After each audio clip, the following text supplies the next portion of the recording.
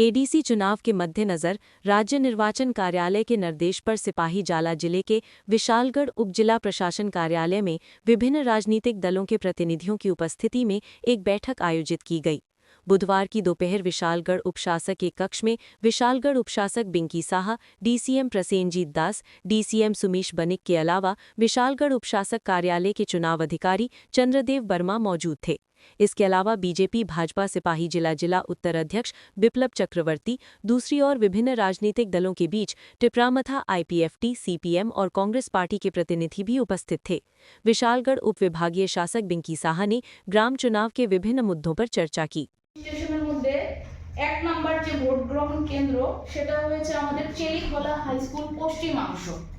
আপনারা সবাই যে ভোট গ্রহণ কেন্দ্র তার আন্ডারে যে ভোট স্থানের এলাকা পড়ছে সেটা হয়েছে অবজেকশনস, সেটা আপনারা জানাবেন। আমরা ডিসপোজ করব যদি কিছু থাকে 19 তারিখের মধ্যে, তারপর 21 তারিখ আমরা ফাইনালাইজ লিস্ট প্রকাশ করব। তো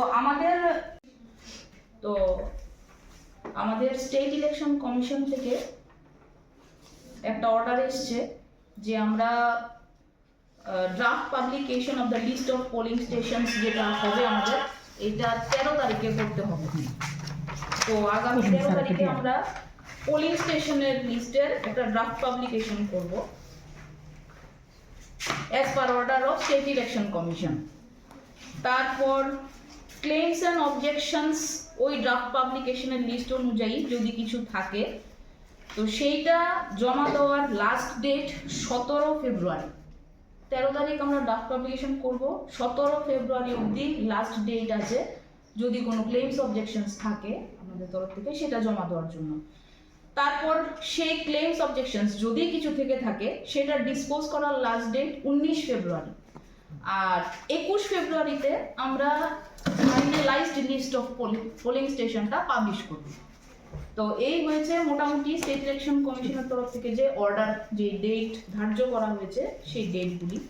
তো পোলিং স্টেশনের লিস্টের ড্রাফট পাবলিকেশন করার আগে